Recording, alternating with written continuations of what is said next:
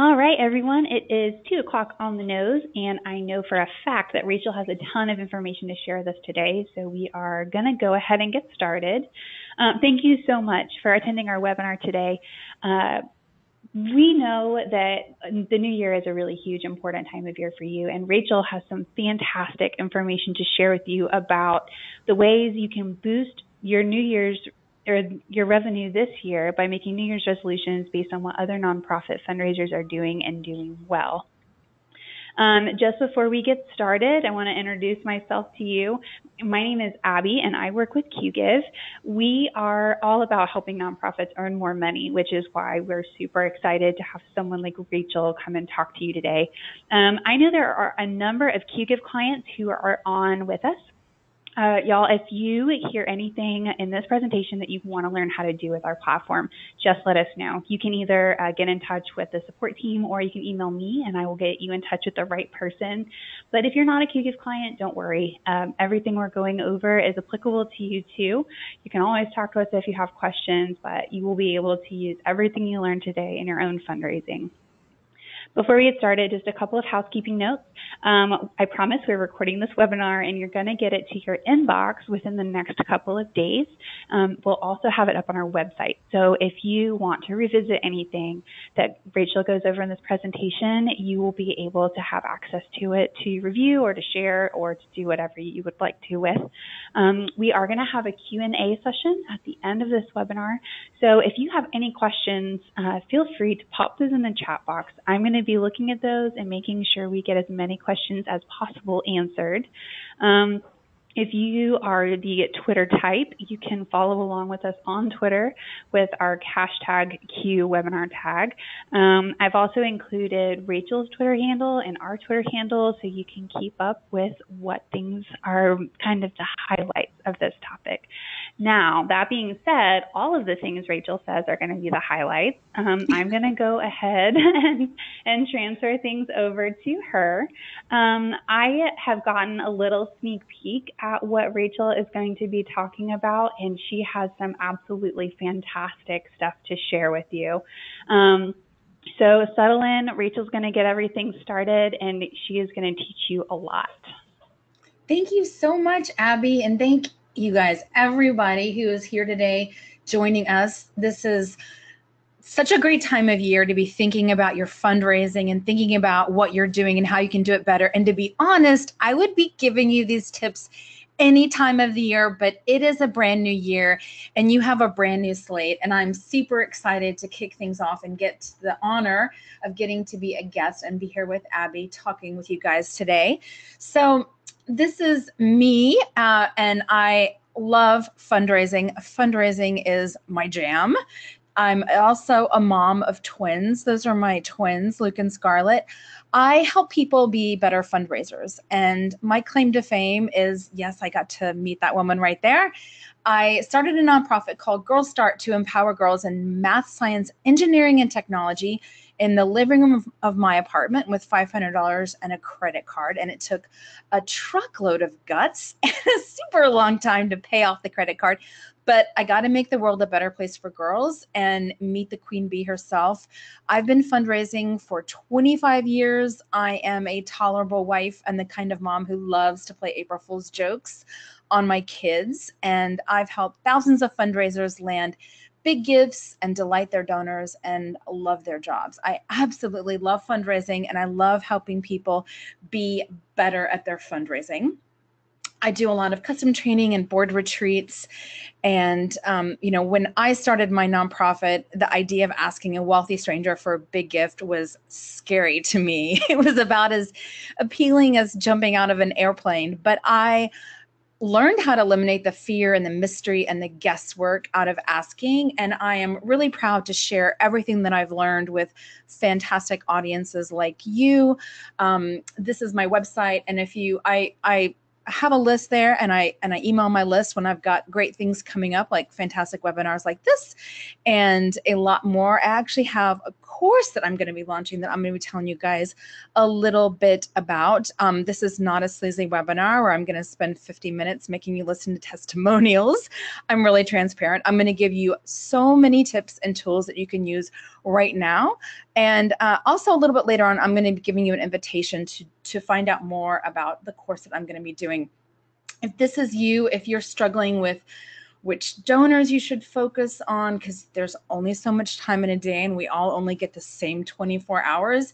If you're feeling uncertain about how much you can actually raise, if you're having trouble getting a visit, we're going to talk about a lot of this today, and I have a lot of tools and a lot of resources. If you feel like you're trapped on a never-ending hamster wheel with an addiction to grants and events, or if you're frustrated that your board members aren't fundraising, we're going to talk about half of these things today.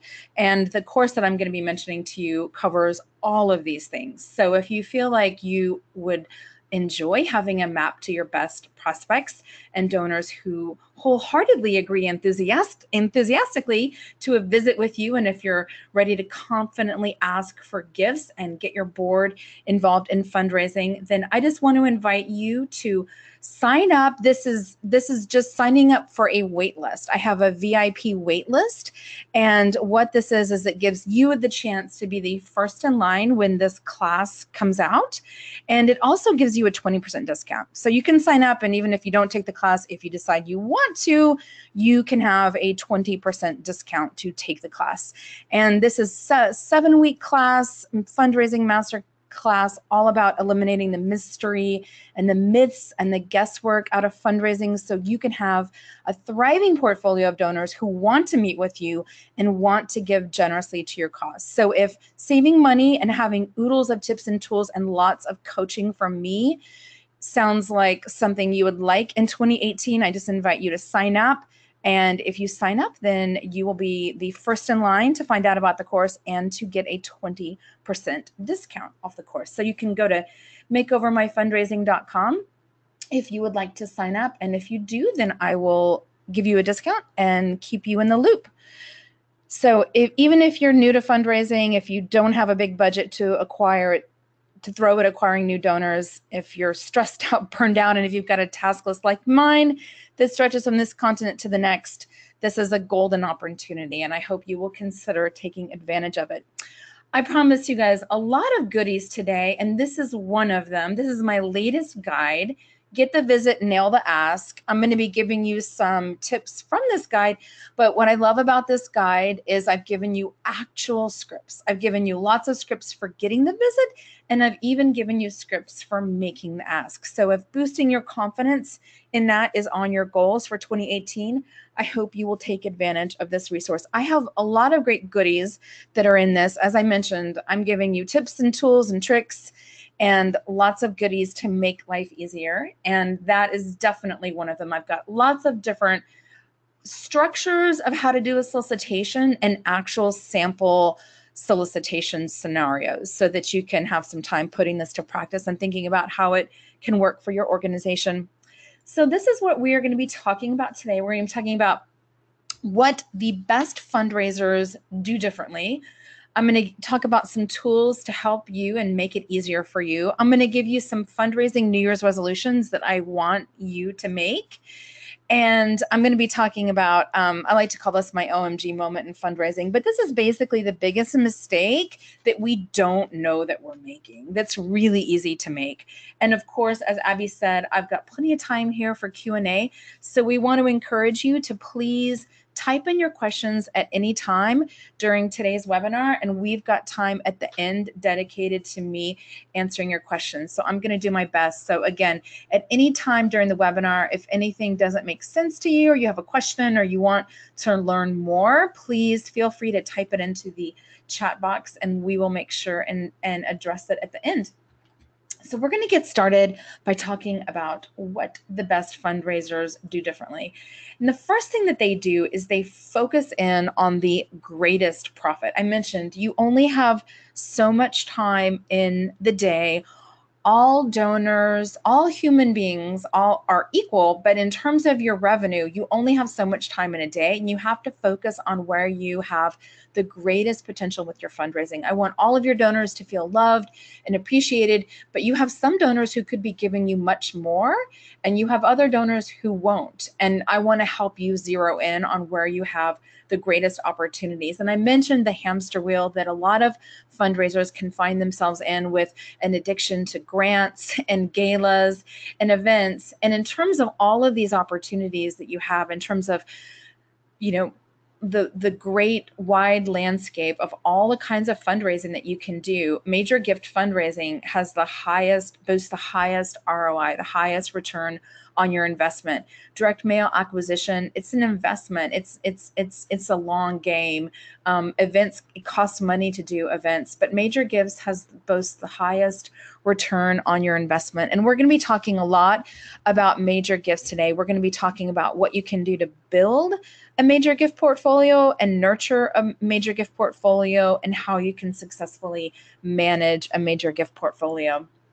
I love this quote from Jerry Ponus. I really think of him as like the grandfather of fundraising. If you don't have Jerry's book, Asking, it's published by Emerson Church, and I think it's the #1 top-selling fundraising book ever written. I think it's sold 250,000 copies. It's called Asking. It's a short book. It's maybe like 75 pages. If you are new to fundraising and you haven't read this book, it's a super easy read, and it's a good one, and it's a gem.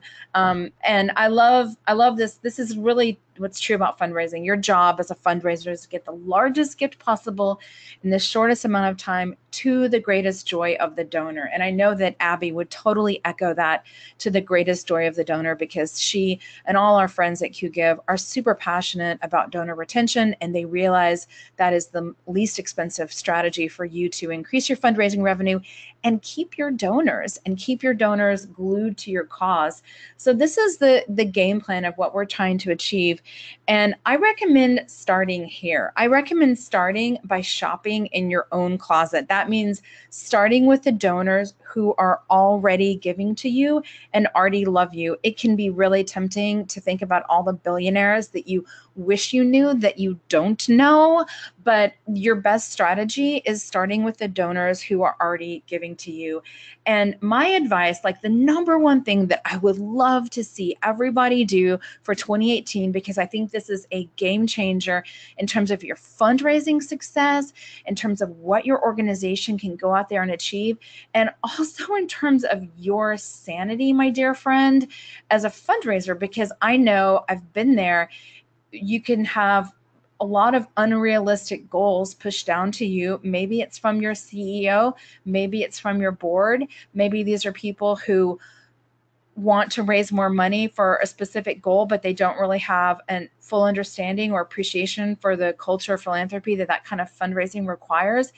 And that's why it's so important that you have a really clear plan for what you're going to raise. I'm a big fan of you having a revenue goal for each major donor in your portfolio. So you have an ask goal, and I'm going to show you an example of what this might look like, of who they are, what their prior giving has been, when you're going to ask them, what you're going to ask them for, how much, and all the touches that are going to happen before that, so that way you know where you're going. Because let's face it, like if you don't know where you're going, any road will get you there. You're just guessing if you don't have a clear plan for all of your donors. And the second reason is that if your boss, God forbid, comes to you and says, "Oh, Abby, you did such a good job last year, and I know this is kind of a stretch, but we're just going to have to triple our goals because we've got some unexpected expenses, but I know that you can do it." If Abby doesn't have a clear plan of who she's going to ask when and what she's going to ask them for, she doesn't have the ability to renegotiate unrealistic demands like that from her boss. And so I really encourage you to do this for your own planning and for your own sanity as a fundraiser. I know it can feel a lot of days like a really thankless job. So this is a big, and this, what you're seeing right here, this is a big part of what we're going to be doing in Makeover My Fundraising in the course. But what I want to see you do is I want to see you think thoughtfully about the donors that you have. What did they give last year? What did they give the year before that? What is the goal that you're going to set for them for this year? What of the amazing programs and services that you offer, what do they care about the most? How do they like to be communicated with? And what are the touches that they're going to get that lead up to that solicitation? Because you want to be showing them the need and how great the need is and giving them opportunities so that when it comes time to solicit them for that gift, they are literally like ripe fruit falling off the tree. So this is an example of what a sample portfolio, this is just an Excel, but this is an example, and you would put your ask goals so that you knew. The beauty about something like this being in Excel is you can kind of quickly total it and know where you are versus your goals. But you can also sort it based on priority ranking as well. So this is kind of like a strategic plan for the donors that you have in your caseload. And I encourage you to have something like this. A lot of times I see people using kind of bio, like donor biography dossiers, if you will. And it's important to think about your revenue goals on a calendar year and think about when did they give their last gift and when are you going to ask them for their gift in 2018, and what are you going to do most importantly before that ask so that it's teed up well and so that it's successful. Is the right person asking them? So if you were asking me, well, how do I kind of prioritize all of my donors? This is one way that you can do this. You can look at your past giving, who's been giving you the most, who's been the most loyal to you. I would recommend that you screen for a cumulative amount and also look at capacity. And of course, look at their behavioral data, because a lot of donors may be interacting with you in meaningful and important ways. And if you're not capturing it, you're not able to leverage it. Maybe they're sharing your content, they're consuming your content, they're volunteering, they're coming to events. Behavioral data does a lot to indicate a donor's propensity to give.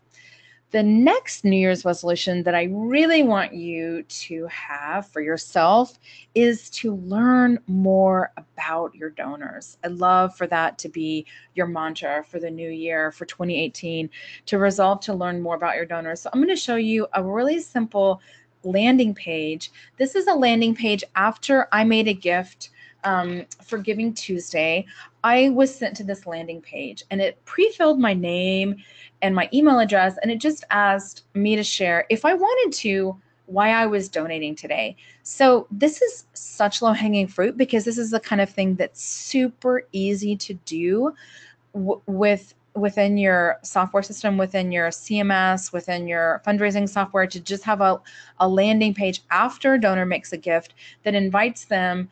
And it's an open-ended script. They fill it out. What's inspired them to make their gift? They could share all kinds of information that you do not yet know about them that might indicate that they are a great target for monthly giving, to be upgraded to monthly giving, that they might be a great target as a major gift prospect. We don't know unless we ask. And one of the things that I am really passionate about is I really think that there are so many great tips for how we can be better at our fundraiser, better as fundraisers, that we see all the time from our favorite brands and how our favorite brands treat us, because we as Americans have really strong opinions about fantastic customer service. And if you think about the for-profit brands that you interact with, they ask you for feedback all the time.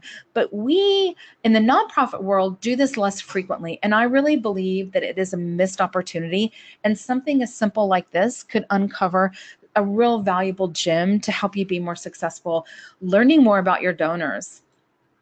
So another New Year's resolution that I would love for you to set is to resolve to learn more from your data. And this may be like the least sexy New Year's resolution that's out there. It's like, oh, this was such a great webinar, and then math came in here, data, boring, yawn. But the truth is, I mentioned this earlier, you only have so much time in the day. You have many donors in your portfolio who will likely give more. It's up to us to find out who they are. And a great way to do that is to calculate what your lifetime value is of your donors. And this is another thing that in the for-profit world, they have this pretty well figured out, right? I mean, Starbucks, their average lifetime value of a Starbucks customer is $14,000. It's $14,099. So feel free to type in if you are surprised that you will spend $14,000 at Starbucks in your life. Personally, I think I'm going to spend at least double that because I love coffee so much. But the interesting thing is that, there's so much value in knowing what this is because it's what allows you to inform your fundraising strategy and implement it in your fundraising plan. You can't make informed decisions about this without knowing. So if you're wondering, well, how do I calculate this? I'm going to be talking, this is pretty easy math. This is their average gift and the number of years on their file minus what it cost you to acquire them. But you need to know this information in order for you to be able to successfully make a decision about how much you're going to spend. If you know, okay, well, my average lifetime value of an annual fund donor is $500. You can feel confident spending $100 to acquire a new annual fund donor. But if you don't know that information, it's a shot in the dark. And another element where it's important and can feel like a shot in the dark is the lifespan of your donors by acquisition channel. So let's talk for a second about acquisition channels. And I want to invite you guys to type into the chat which acquisition channel or strategy, direct response, collecting names through events, referrals, that would be your board member giving you names or other donors giving you names, or just driving signups, driving opt-ins, or something else. I want to invite you guys to type in where you get your best donors. And I want to tell you, this isn't a question there's not one right answer. It's what is right for you.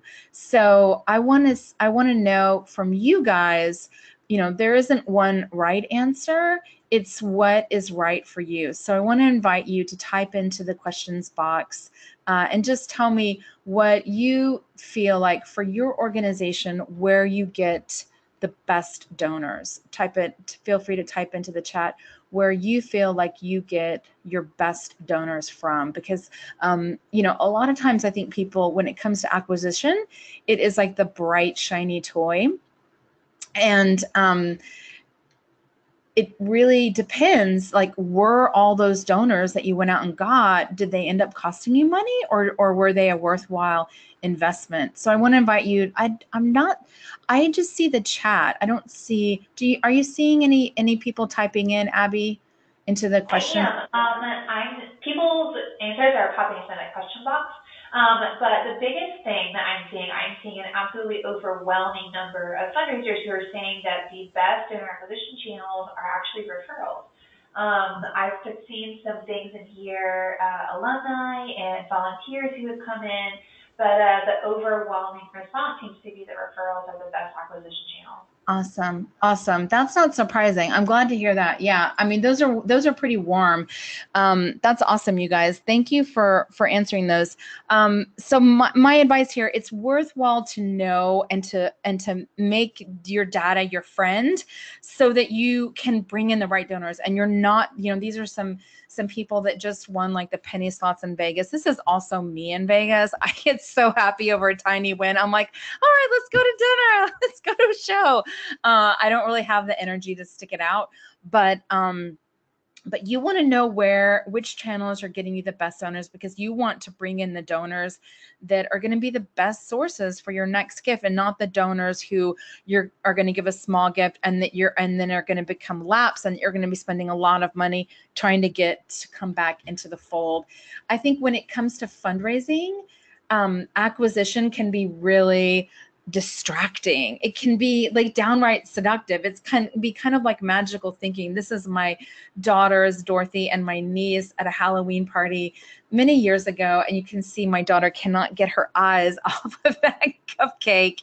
And I think acquisition is a lot like this green frosted cupcake, and retention is like pushing a big boulder up a hill. But retention is, in terms of your fundraising opportunities, retention is where you can have the greatest impact. You spent money acquiring those donors, and you can have raise more money faster through retention than you can with acquisition. Acquisition is a long game. So when it comes to that, it's important to know what is your retention rate. And I want to invite you guys to type in to the questions box. And I'm sorry that I can't see it, but I guess when we get to the end, you can just read me the questions, Abby. But I want to invite you guys, if anyone knows what their retention rate is, if we have any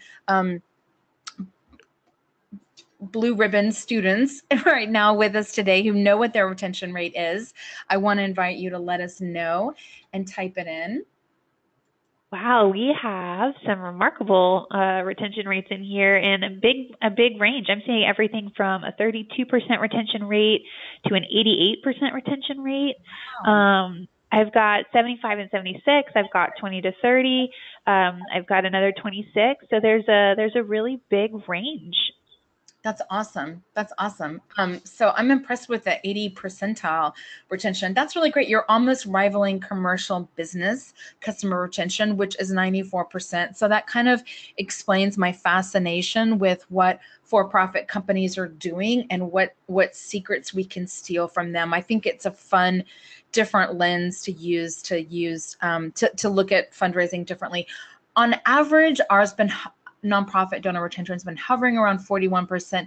First time donor retention is 19%. So only about 19% of first time donors will give a second gift. But what we know is that there's this magic formula in fundraising where if you can get a donor to give as many as 3 gifts or as long as up to like 2 to 3 years, we see retention rates dramatically improve if we can keep a donor that long. But I encourage you, for anyone who wasn't sure about their retention rate, I encourage you to go ahead and calculate yours. It's pretty simple math. You know, I like to encourage people and to think about it in terms of donor class and think about your donors. Pick a cumulative gift amount.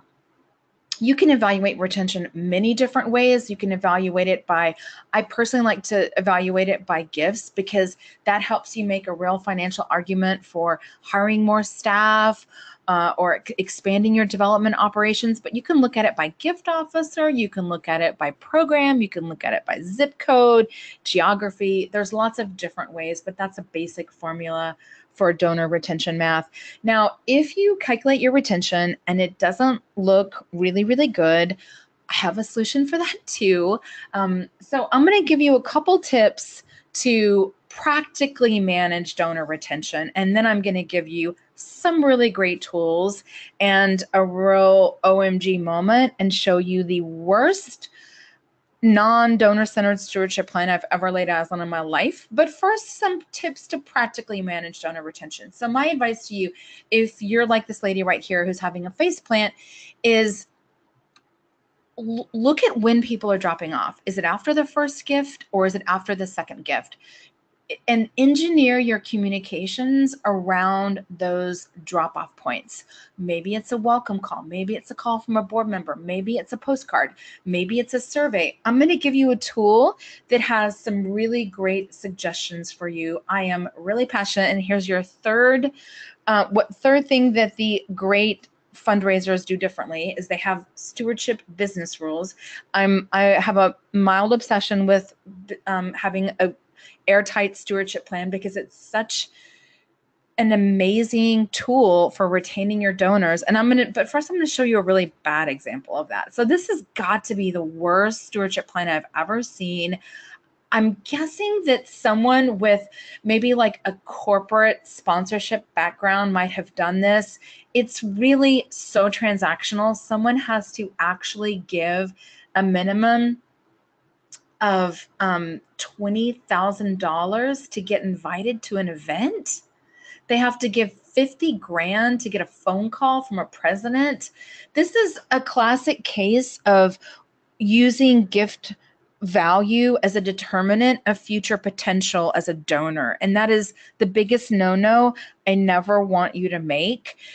This is so transactional. Donors don't give to be listed in the newsletter or to receive the newsletter or to be listed in your annual report. That is not why they give. Donors are generous people who are giving to make the world a better place. Yes, at some gift levels, you know, sometimes there is people wanting recognition, but that's not the primary reason why most donors are giving.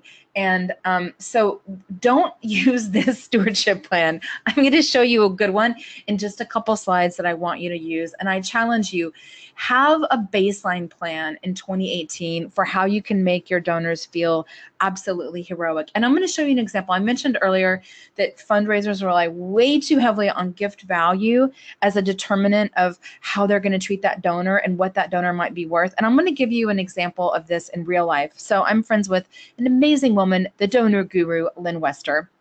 And Lynn and I were doing a webinar together on end of year fundraising, and she shared a story from Cook Children's Hospital. A little boy named Max sent in $3.17 to Cook Children's Hospital in Texas. And he just wrote a note that said to help the other kids. What they did is they gave him a receipt letter and they wrote him a handwritten thank you note. And they just thought it was a kid who was being kind and helping other kids. And they didn't think too much about it. They treated him like they would treat any other donor. And they sent that out in the mail to him. Well, a few weeks later, they got a really generous check in the mail. They actually got a check in the mail that was for $100,000, and it was from Max's mom.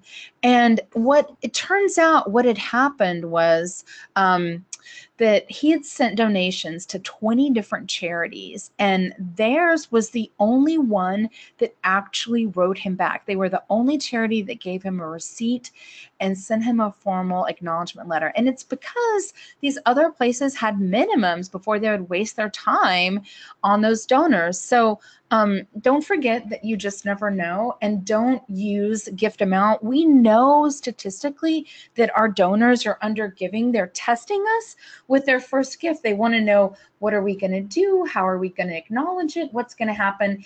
And this tool is loaded, excuse me, with affordable, simple, easy to implement. Okay, this is ambitious. I'm kind of an overachiever, and I really thought about every single thing that you could do to delight a donor. But the first thing that I want to point out, and you can download this, about the stewardship plan, is that it's not structured by gift amount. The most stewardship plans I see are organized by gift amount. But I don't want, in 2018, if you've been thinking like that so far, I want to change your mindset. And instead of thinking about gift amount, I want you to think about the donor longevity. Are they a new donor? If they're a new donor, let's roll out the red carpet to them and make them feel really welcome. And because I want this all to be about you retaining that donor and you being able to upgrade that donor. This is a real pursuit of intimacy and understanding, what does this donor care about? There are really strategic things in here. Surveys to get to know their interest. I love this idea of sending them a letter. You've only been supporting us 1 month and already you've blank. So give them some tangible thing that they can have credit for, that they can feel great about, that they made happen. I've got other people engaged in this too. I've got, personal notes, inviting them to a donor thought circle, a thank you notes from your board. These are all great examples. And it brings me to my next point, which is giving donors the credit. You don't need the credit. You need the gift. Your donor is the one that needs the credit. So you can see in this charity water, you did it. It's front and center. If I love to use this example. This is my daughter this is the opening day of a public school here in Austin, Texas, called the Ann Richards School for Young Women Leaders. And this is a public school just for girls in middle school and high school to encourage girls in STEM, science, technology, engineering, mathematics. Obviously, you guys all know that's something I'm super passionate about. I just love this school. I'm so proud that we have a school like this in our community. My daughter's applying this year to go there next year. I've got my fingers crossed. If I were fundraising for the Ann Richards School and I were writing a donor a thank you note, I would say, Dear Abby, the screams and squeals from the girls in room 401 when they found out, thanks to your generous gift, they were going to get to tour the nation's capital were positively deafening. Like, I just took her straight to the action. She feels like she's there in the classroom, hearing these girls screaming and squealing about getting to go on a class trip to the to the nation's capital. So think about the sights and the sounds and the smells of your organization and take the time to take the donor there. Let your thank you stand out. It doesn't take a lot of work to do this, but it really pays off in terms of your donor feeling great and make them the hero. This isn't, Ann Richards did this. It is you did this. Remove yourself from the middleman and give your donor the full spotlight and the full credit. And the last thing that I want you to think about is that great fundraising and great fundraisers know that it takes pursuit. This is for what I love about fundraising is that it's kind of like being a hopeless romantic. And it's like that movie, Romancing the Stone. It's moves management and getting to know your donors and getting to know them through great discovery. It's all about finding out, who is this person? What's meaningful in their life? What matters to them? How do they want to have an impact in the world? And it's these little things that make a huge difference. All of their interests are opportunities for you to connect with them on a deeper level. And this is getting us kind of close to the biggest mistake that you may not know that you're making in fundraising. But ultimately, the goal isn't to impress people. It's to let them impress you. Let them impress you with how generous they are. Let them impress you with, what is their connection to your cause? Why is it important to them? We get so nervous as fundraisers and we get so focused on what are we going to say to them and who else is supporting this and how much have we raised so far? And we leave out this opportunity to find out, why do they care about this in the first place? Why is this issue important to them? What's happened in their life that makes this a priority for them? Your goal, this is a dance, and you just want to ask great questions to engage them. This is really about building rapport, finding out what's important to them, what matters to them, and just start asking them more and more questions. These are some of my favorite discovery questions. I have a healthy obsession with great discovery questions. I love asking people, what is the best gift you ever gave and why? That's my favorite question because it tells me how they've been treated by other charities in the past and how they want to be treated. I also like, what do you love about what you do? Because it's such a totally open-ended question and that it can go in so many different directions. So I encourage you, always be prepared with really great discovery questions. And when you're calling to thank donors, I would challenge you to spend 30 minutes a day in 2018 calling to thank donors. I think it's a transformative way for you to be able to upgrade your donors and build relationships, and be ready with some great discovery questions that you can use to ask your donors. Like I said, I have a pretty healthy obsession with discovery. So if you want some more helps, I have like my top 20, I think, favorite discovery questions in here. I'm a big fan of doing great discovery with donors.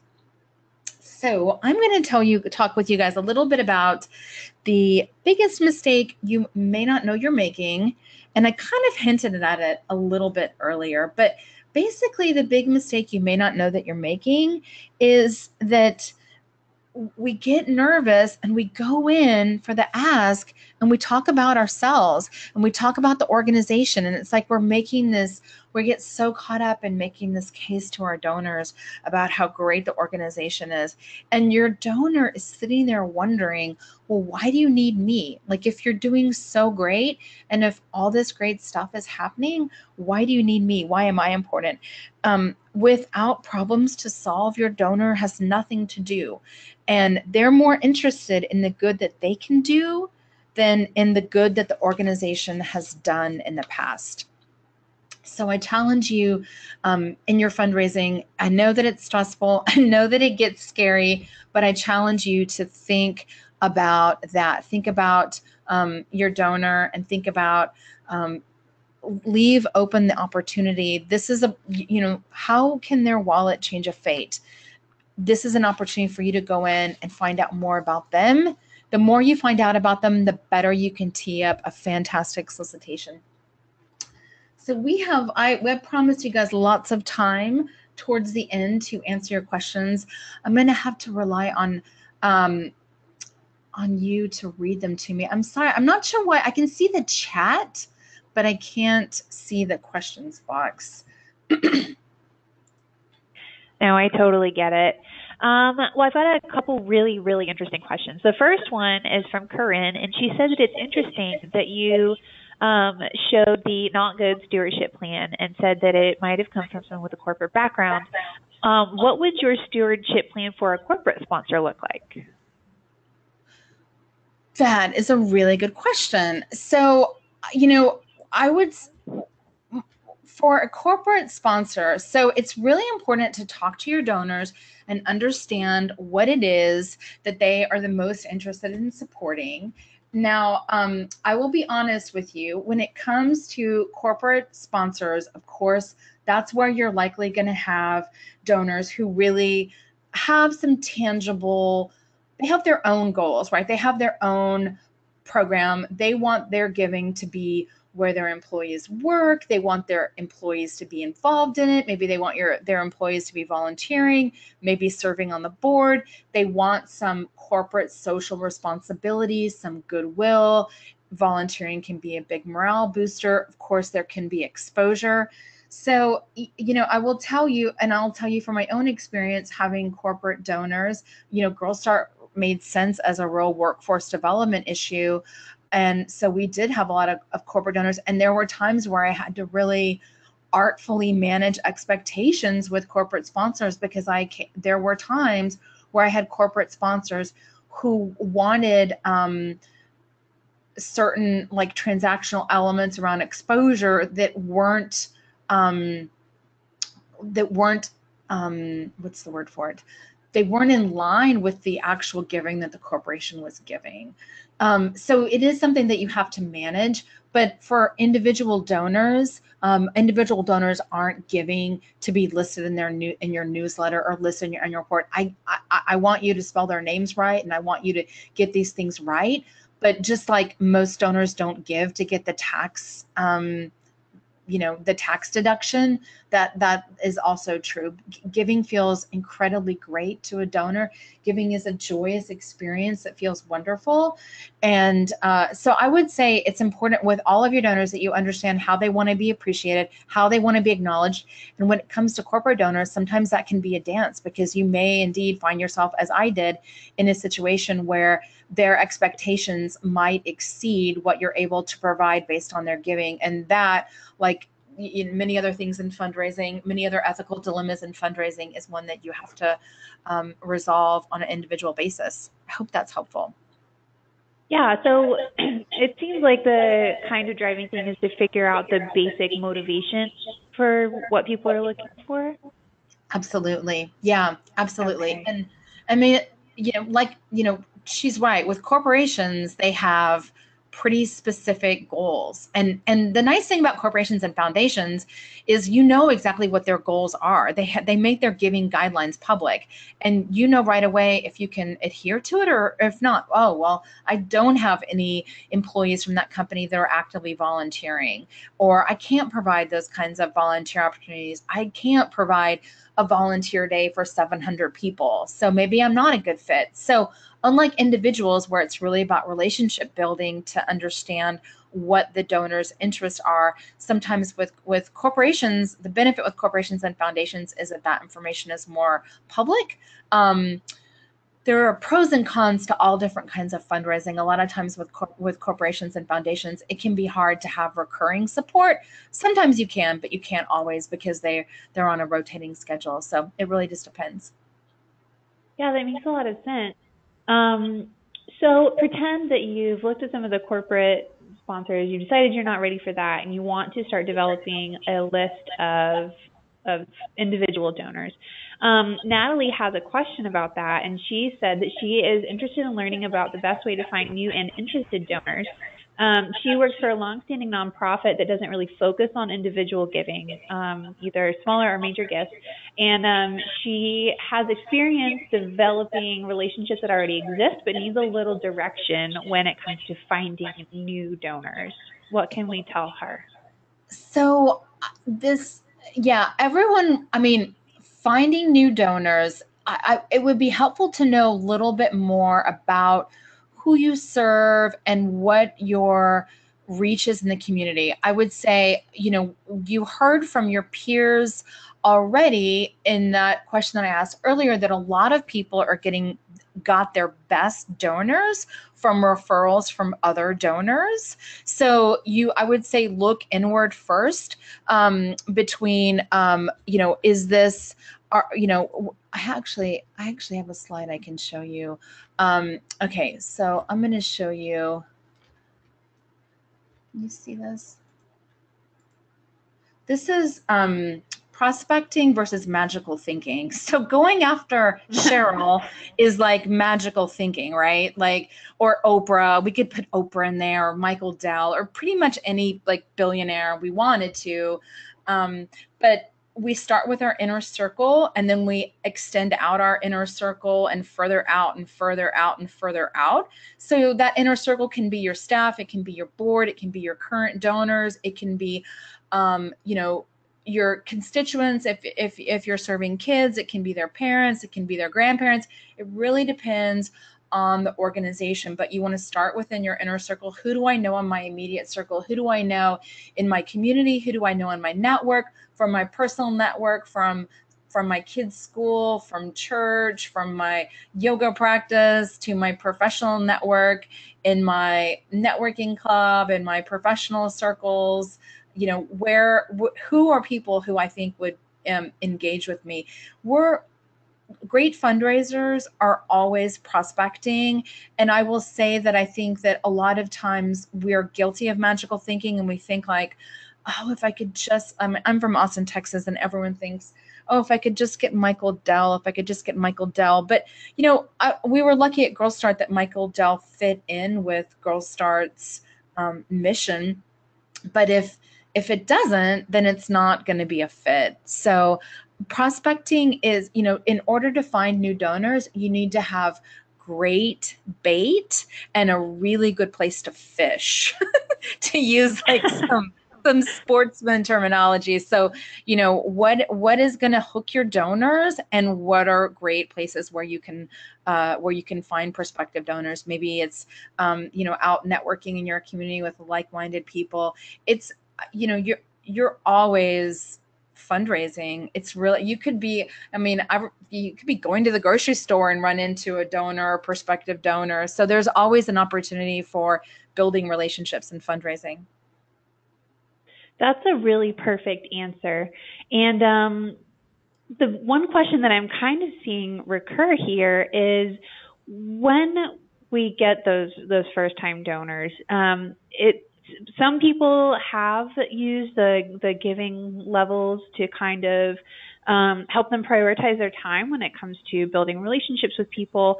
But we also know that you can't use a donor's initial gift and the dollar amount of that initial gift to build a really great stewardship template.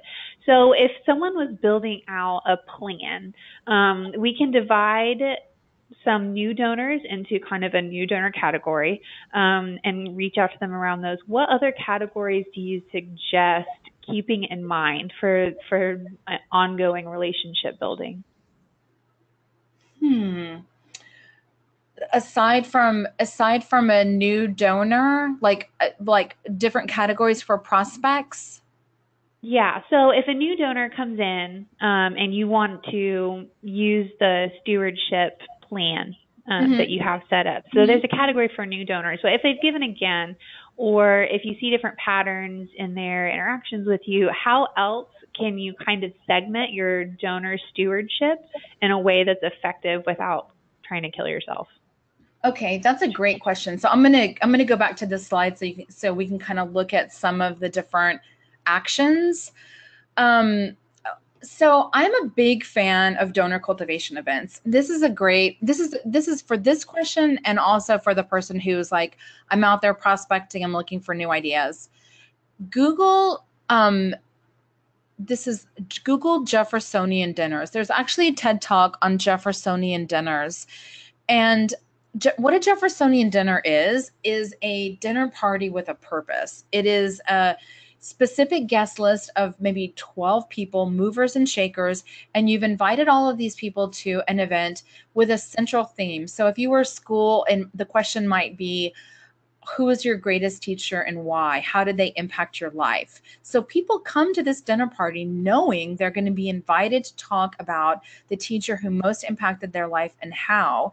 And there is no side conversation in a Jeffersonian dinner. All of the conversation happens within the group. So you have to have a good moderator. So what's interesting to me about this, this is like a white glove kind of opportunity to really quickly build rapport, peel back many, many layers, get to know people really, really well, and really intimate things about people, get to know them really, really well. And it isn't so obviously serving around your organization. Like, it's not going to be like, oh, we're, this is the YMCA and we want to build a new facility. We want to build a new recreation facility. We want to build a new natatorium. So we're going to invite everyone. And the question we're going to ask is, how do we raise more money to build an excellent first-class swimming center? Like, that's not it.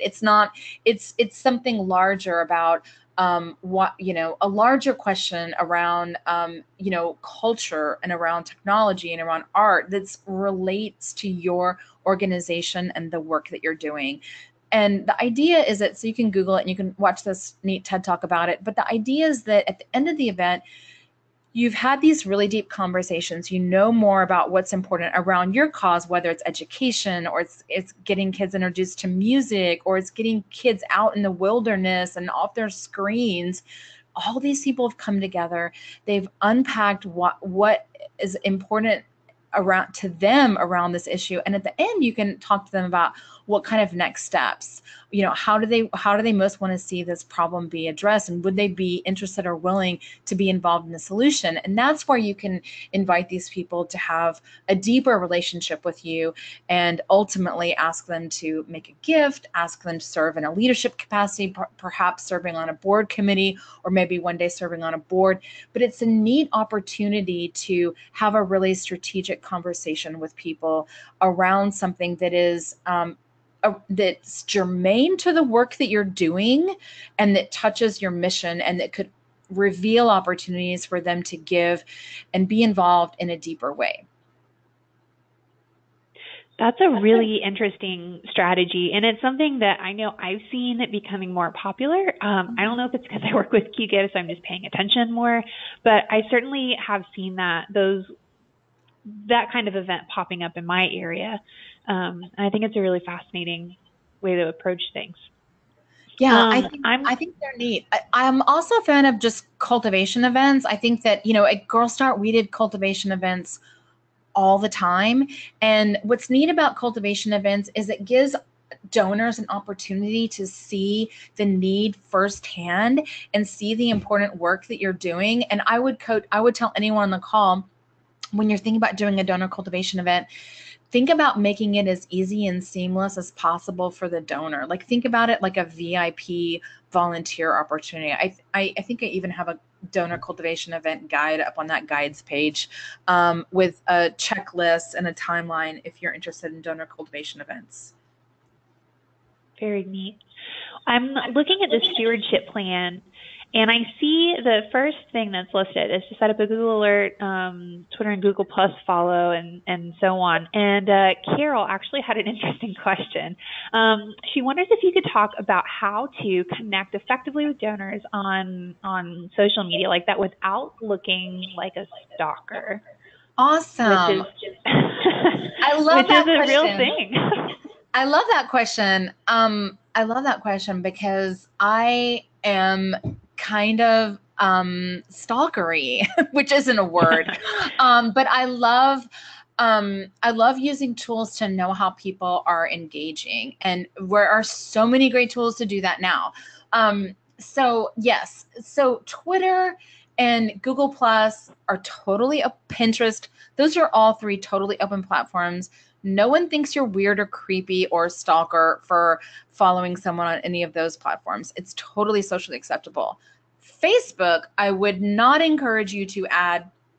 I personally, I have a Facebook page, and I would love for you to join, like, my Facebook page. It's Rachel Muir Fundraising, but I would not encourage you to reach out to donors as friends on Facebook personally, because I think that is my personal recommendation. Unless you have the time and you engage with Facebook so much that you are filtering out personal stuff and professional stuff. But I believe in maintaining boundaries in relationships, and I think that can be a little bit of an overstep. There are many fundraisers who are Facebook friends with their donors, but I feel like the safest advice I can give you is to hold off on that.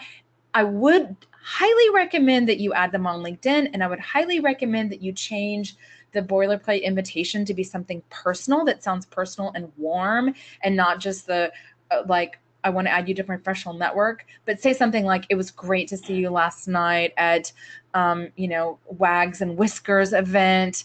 I look forward to staying in touch. Because I think what's nice about LinkedIn is you can see who else they're connected to.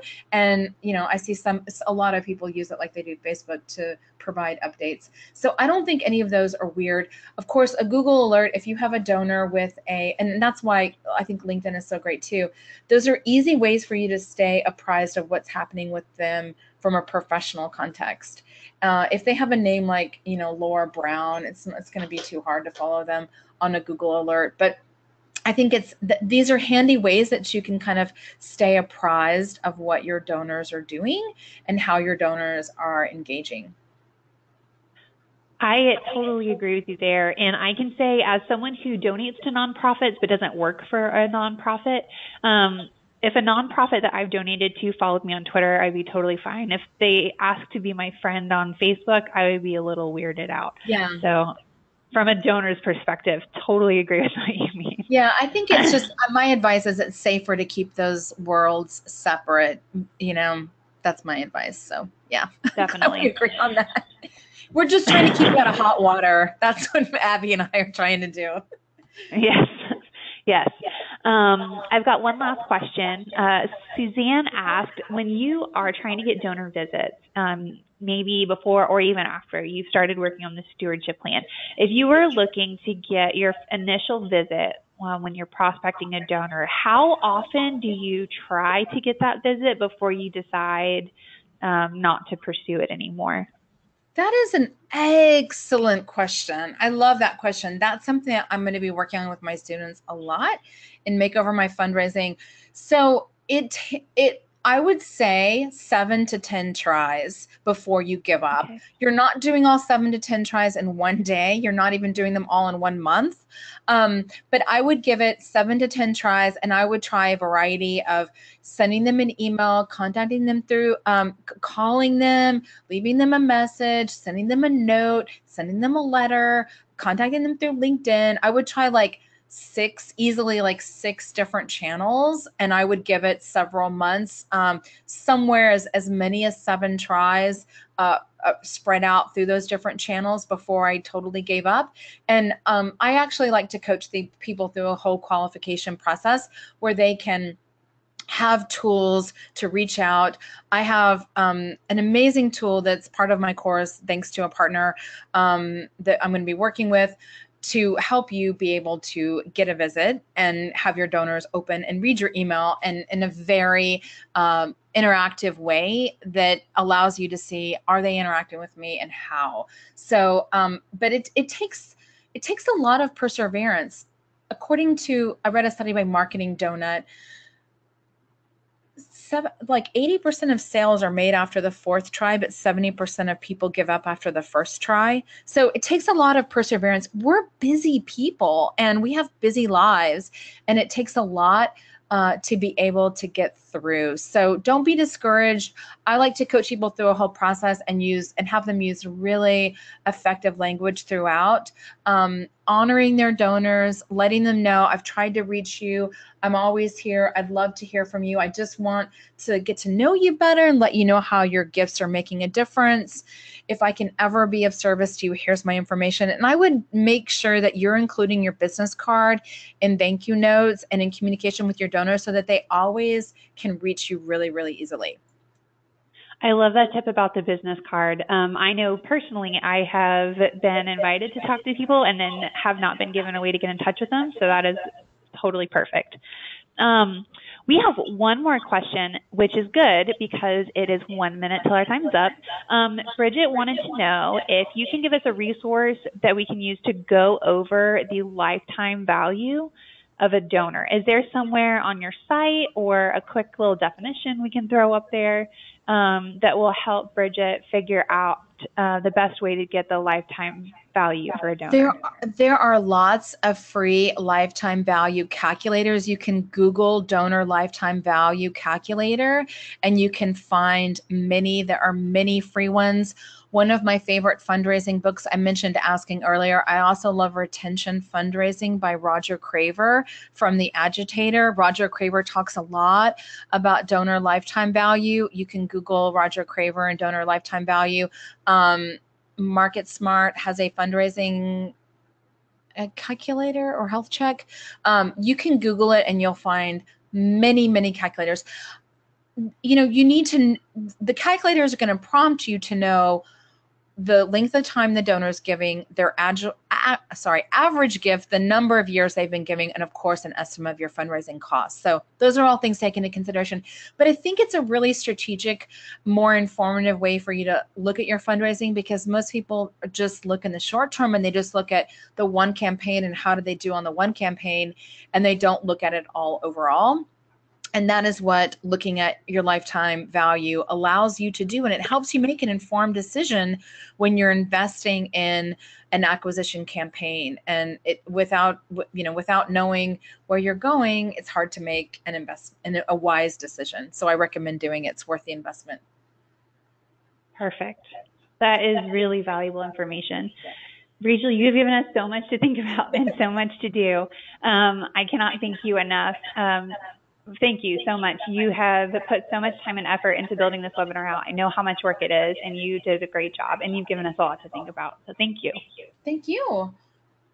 Definitely. Everybody, keep your eye out for the email I'm going to send you within the next couple of days. I'm going to make sure that I send you the links that Rachel mentioned. I'm going to send you a recording of this webinar so you can revisit it. And you'll also get a heads up about other webinars we have upcoming. People like Rachel come all the time to share beautiful insights into parts of fundraising that I didn't even know existed. So keep your eye on your email. I really can't wait to talk to you guys next time. Rachel, thank you so much again. I hope you all have a wonderful afternoon. Thank you. All right.